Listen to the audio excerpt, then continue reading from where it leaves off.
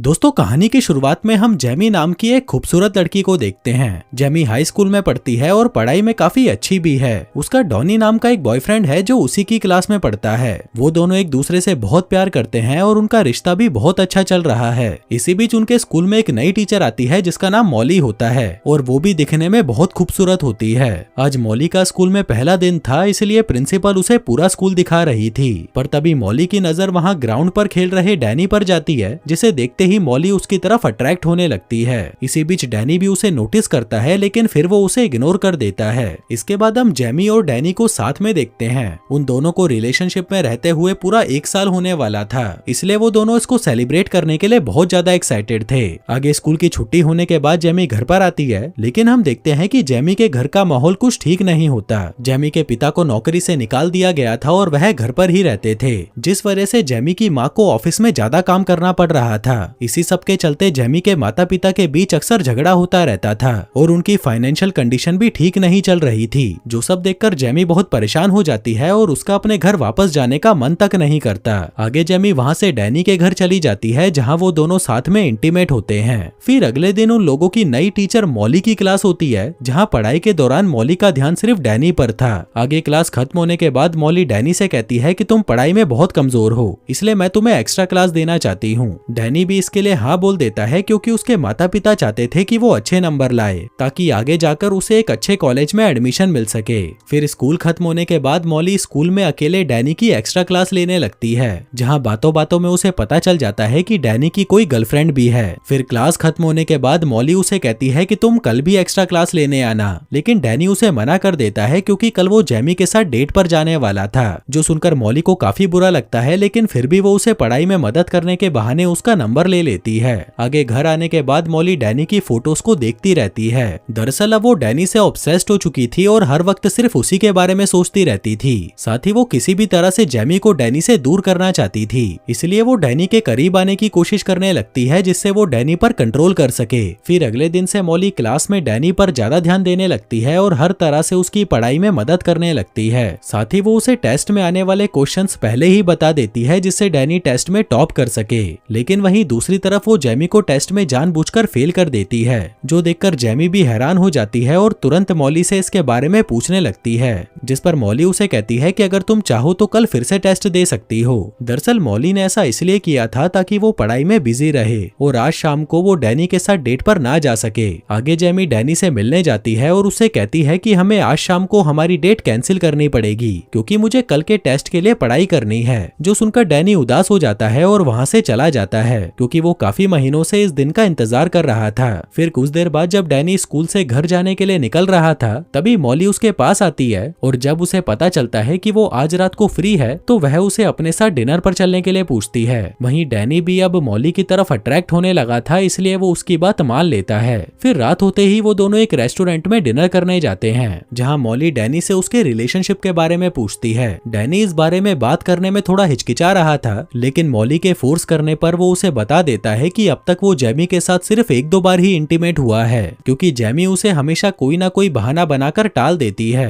तभी डैनी के पास जेमी का कॉल आता है, लेकिन वो उसका कॉल कट कर देता है, क्योंकि अब उसे मॉली के साथ बातें करने में ज्यादा मजा आ रहा था। आगे डिनर के बाद जब वो दोनों घर जाने के लिए कार में बैठते हैं, तभी मॉली डैनी के करीब आने की कोशिश करती है, लेकिन डैनी किसी तरह से खुद पर कंट्रोल कर लेता है और कुछ किए बिना ही घर चला जाता है। फिर अगले दिन स्कूल में जेमी डैनी से पूछती है कि कल रात तुम कहाँ पर थे, जिस पर डैनी उसे झूठ बोल देता है कि मैं अपने एक दोस्त के साथ था। जो बात सुनकर जेमी को बहुत बुरा लगता है, क्योंकि उसने कल रात ही डैनी के सभी दोस्तों से उसके बारे में पूछ लिया था। फिर रात में जब जेमी और डैनी अपने एक दोस्त के घर एक पार्टी में होते हैं, तभी मौका देखकर डैनी जेमी को किस करता है और उसे एक कमरे में ले जाता है, जहाँ पर वो उसे एक बेड पर लिटाता है और उसके साथ इंटीमेट होने की कोशिश करने लगता है। लेकिन तभी जेमी उसे वहीं रोक देती है, क्योंकि उसका अभी इंटीमेट होने का मूड नहीं था। जो बात डैनी को बिल्कुल पसंद नहीं आती और वो उसे वहीं छोड़कर बाहर चला जाता है। उसे अब मॉली की याद आने लगी थी और तभी उसे मॉली का मैसेज आता है। दरअसल वो उसे अपनी कार को ठीक करने के लिए अपने घर पर बुला रही थी। वहीं डैनी भी तुरंत उसके घर पहुंच जाता है, जहां मॉली उसे अपनी गाड़ी ठीक करने को कहती है, जिसे उसने खुद ही जानबूझकर खराब किया था।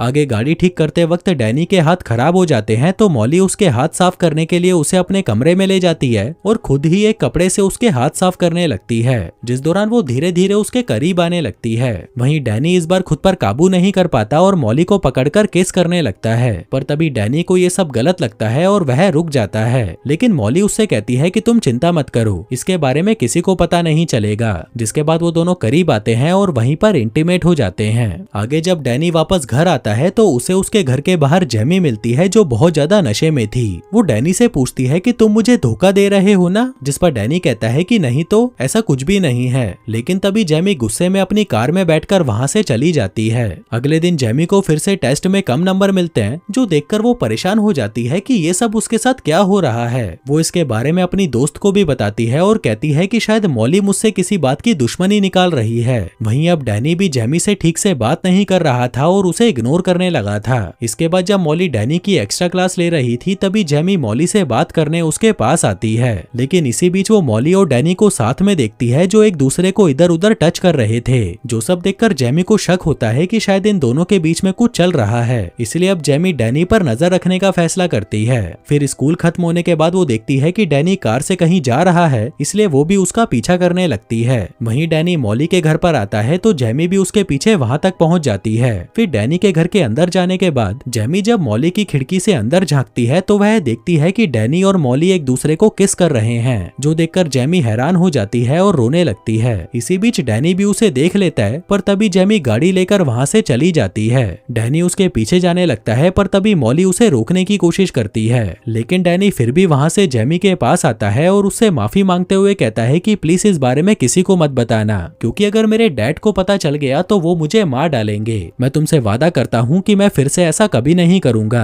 अब क्योंकि जेमी भी डैनी से बहुत प्यार करती थी, इसलिए वो उसे माफ कर देती है। फिर रात में जब डैनी घर पर होता है तब उसे मॉली के कई मैसेजेस आते हैं, लेकिन वो उन्हें इग्नोर कर देता है। वहीं ये देखकर मॉली को बहुत गुस्सा आ जाता है। फिर अगले दिन भी जब स्कूल में डैनी मॉली को इग्नोर करने लगता है तो वह समझ जाती है कि जेमी को उनके बारे में पता चल चुका है, इसलिए वो जेमी को उसके पिछले दोनों टेस्ट में पास कर देती है ताकि वो उनके बारे में किसी को ना बताए। लेकिन जेमी उससे बदतमीजी से बात करती है और कहती है कि मैं तुम्हें इतनी आसानी से माफ नहीं करूंगी। आगे स्कूल के बाद जब जेमी वापस घर जा रही होती है तभी डैनी उसके पास आता है और कहता है कि मैं आज मॉली से मिलकर सब कुछ खत्म करके तुम्हारे पास आऊंगा, जो सुनकर जेमी खुश हो जाती है। फिर रात को डैनी मॉली को फोन करके उसे मिलने के लिए बुलाता है। आगे जब वह उससे मिलने जाती है तब डैनी उससे कहता है कि मैं ये सब खत्म करना चाहता हूँ, लेकिन मॉली इसके लिए तैयार नहीं थी। वो उसे समझाने की कोशिश करती है, पर डैनी उसे साफ साफ कह देता है कि मैं सिर्फ जेमी से प्यार करता हूँ, जो कहकर वो वहाँ से चला जाता है। उधर मॉली को बहुत गुस्सा आ रहा था और तभी उसे अपनी सौतेली माँ की कही एक बात याद आती है कि तुम्हें कोई भी प्यार नहीं करेगा।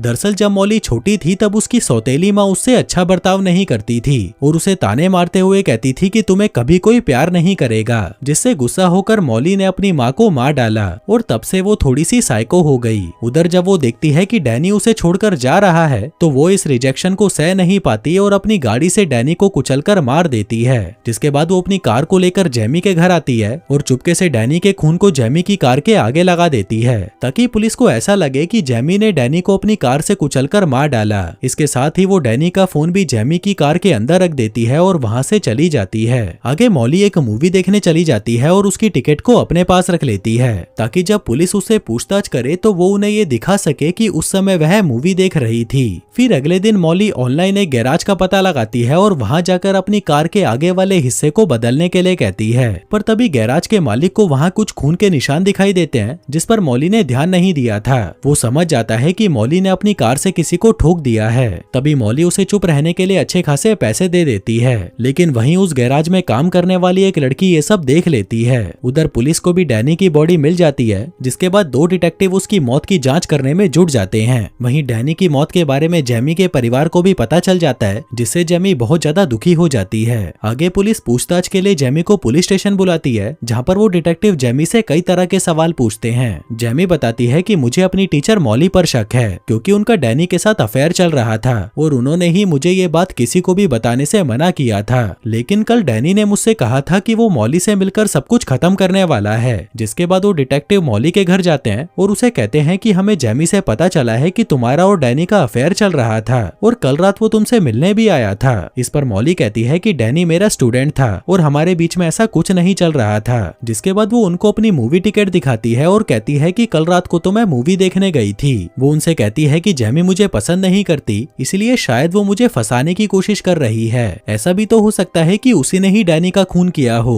क्योंकि मैंने सुना था कि उनका रिश्ता काफी समय से ठीक नहीं चल रहा था। अब उन डिटेक्टिव्स को लगता है कि शायद मॉली सच बोल रही है। जिसके बाद वो लोग जेमी के घर पर जाते हैं और वहाँ तलाशी लेते हैं, जिस दौरान उन्हें वहाँ पर जेमी की कार के आगे खून लगा हुआ दिखाई देता है और साथ ही कार के अंदर डैनी का फोन भी पड़ा हुआ मिलता है, जिससे साबित हो जाता है कि जेमी ने ही डैनी का खून किया था। इसलिए पुलिस जेमी को अरेस्ट कर लेती है। जेमी उनसे बार बार कहती है कि मैंने ऐसा कुछ नहीं किया, लेकिन फिर भी उसे एक दिन के लिए जेल में रुकना ही पड़ता है। जिसके बाद जेमी के मॉम डैड वहाँ आकर उसे छुड़ा लेते हैं। आगे जेमी अपनी माँ को बताती है कि मुझे फंसाया जा रहा है और ये काम मॉली का ही हो सकता है। अब क्योंकि जेमी को हाउस अरेस्ट किया गया था, इसलिए उसकी माँ मॉली पर नजर रखने का फैसला करती है ताकि वो उसके खिलाफ कोई सबूत ढूंढ सके। इसके बाद जेमी की माँ उसके स्कूल जाती है और चुपके से मॉली के बैग में से उसकी कार की चाबी चुरा लेती है। आगे जब वह उसके कार की तलाशी ले रही थी, तभी उसे वहाँ एक गैराज का पता चलता है जहाँ पर मॉली गई थी। जिसके बाद जेमी की माँ सीधा उस गैराज में जाती है और वहाँ के मालिक से मॉली के बारे में पूछती है, पर गैराज का मालिक उसे बताता है कि मॉली नाम की लड़की तो यहाँ पर कभी नहीं आई। जो सुनकर जेमी की माँ उदास हो जाती है और वहाँ से जाने लगती है।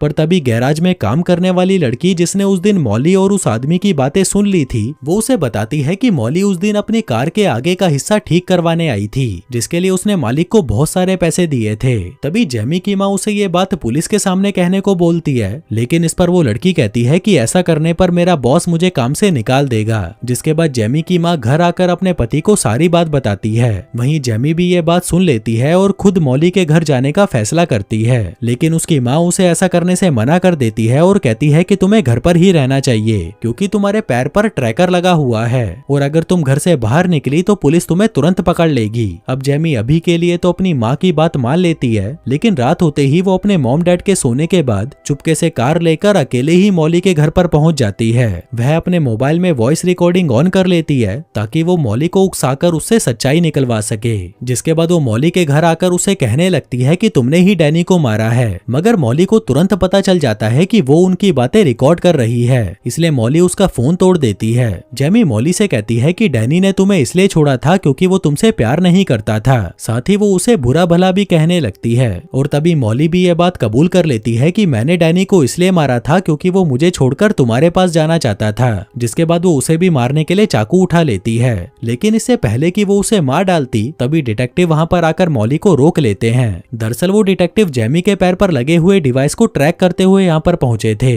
जिसके साथ ही वो मॉली की सारी बातें भी सुन चुके थे क्योंकि वो डिवाइस उनकी बातें रिकॉर्ड भी कर रहा था। अब मॉली वहां से भागने की कोशिश करती है, पर तभी पुलिस उसे अरेस्ट कर लेती है, जिसके बाद उसे जेल भेज दिया जाता है और जेमी को छोड़ दिया जाता है। फिर कुछ महीनों बाद हम जेमी को देखते हैं, जिसे एक अच्छे कॉलेज में एडमिशन मिल चुका था और वह अपनी जिंदगी की एक नई शुरुआत करने के लिए बहुत ज्यादा एक्साइटेड थी। और दोस्तों, इसी के साथ ही ये कहानी यहीं खत्म हो जाती है। धन्यवाद।